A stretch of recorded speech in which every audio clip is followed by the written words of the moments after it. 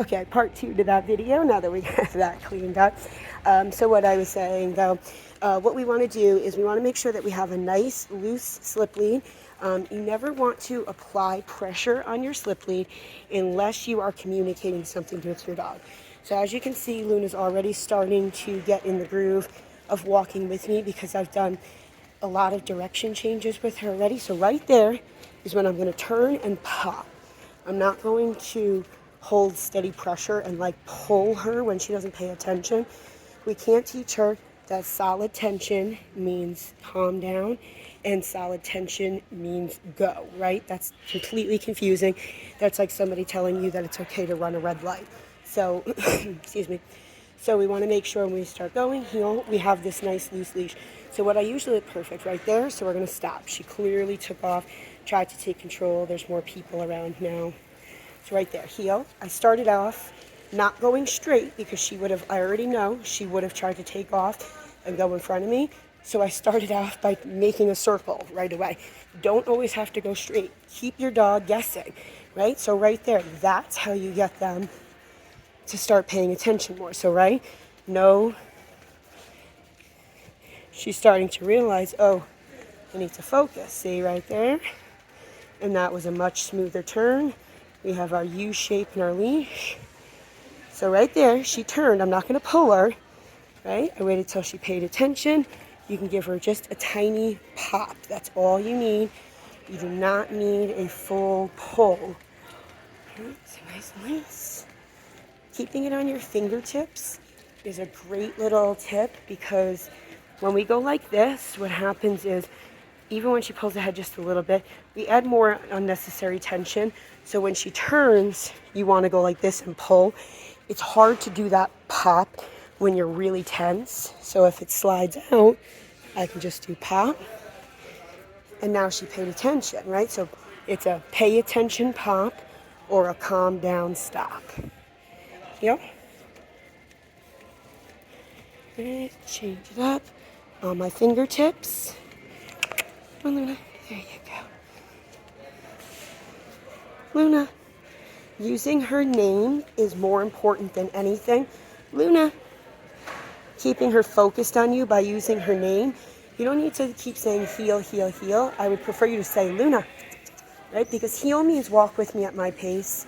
If she's walking already and she's just not paying attention, Luna, see how I can get her attention just by saying her name? Luna. Hi, honey, good girl. That's a good job. Yeah, good job. So we got a nice smooth walk. And I'm walking with purpose, right? I'm not doing this whole where is she going next and kind of correcting behaviors. I'm going to see if I can set this up real quick. Let's see how this looks.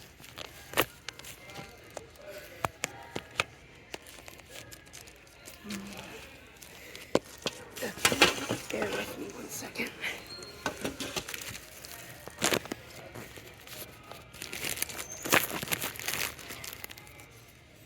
Okay, perfect.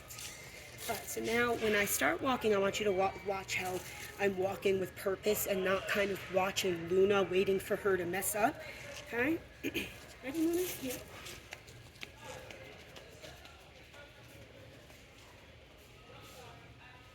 I decide where I want to go. Luna should follow me. Turn when I turn. I'm not kind of like.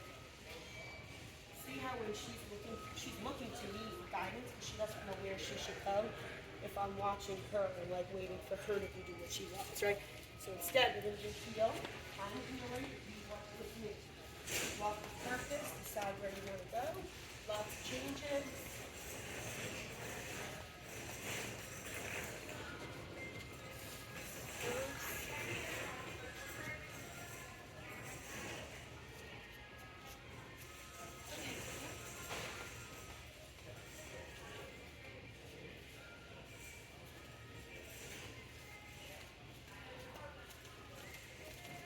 So there you have it, guys. That is a really nice heel, especially in a high distraction setting for a really happy girl like Luna. But all in all, she did a fantastic job. So that's the best tips I have as far as when you first come to a store, really, or anywhere, even if you're just going out for the first couple times to walk your dog and using a slip lead when you're not used to this yet. So even right there, she's starting to pull ahead, pulled ahead. So as soon as her nose passes my knee, I'm going to change directions. Don't worry about your leash doing the work, Luna. Right, so I slowed her down. I didn't need any leash to do it. I used myself. Good girl. Right, so I'm making sure that she understands to follow me, not the leash. So nice little pop there, slowed her down. A nice loose leash. Too far ahead. Right there, too far ahead. Pop. Pop. Pop. Now if I have to do one more pop, I'm going to stop her. Stop. Right, so I did 2 or 3 pops, even maybe up to 4 there. She clearly wasn't calming down, so we had to go to a full-on calm down then. Okay, heel. Little pop just to start. I'm going to pick up my pace a little and turn. Right, so keeping her on her toes.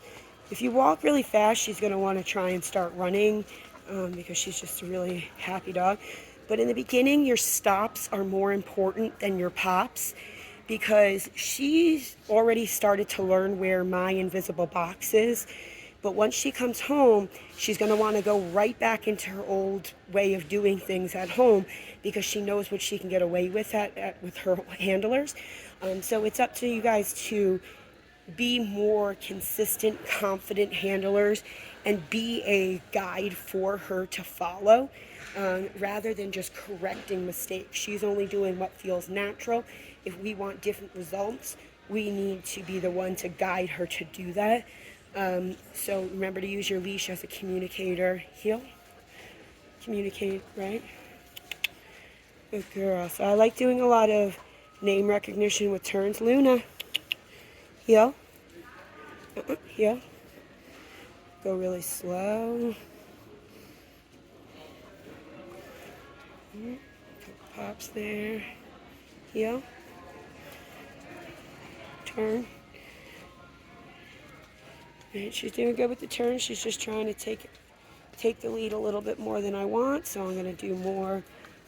See, that proves my point, that as soon as we make that right turn, she's just watching where I'm going, but she's still trying to take the lead because look, right? So if I decided all of a sudden I want to turn left and she wasn't paying attention, she's going to get bumped into. So right turns are great for you to learn how to be loose and pop. Left turns are great to show Luna you're not paying attention enough because when I turn, you didn't see. So notice she's back behind now because she's kind of like, whoa, what just happened there? No, she's focused a little more, so it's zigzagging a little smoother. Now we've got her pushed back a little bit right where I want her to be, checking in with me more.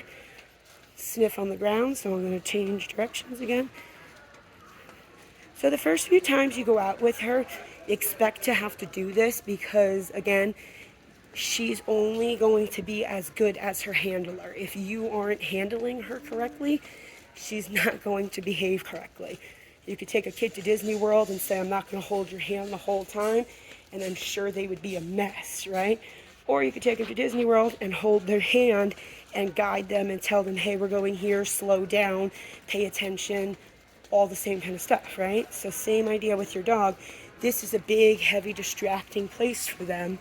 So we have to be the ones to say, I know this is a lot, but you gotta pay attention to me right now.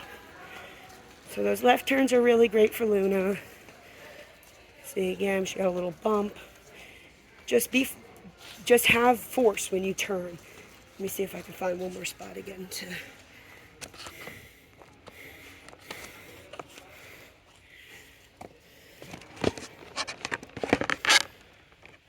Okay, so when we turn left, do it with force.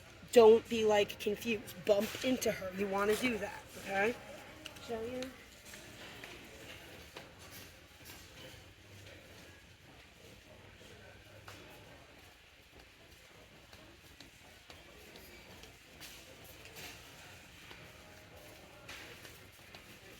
lot of forcefulness in it where I'm showing her.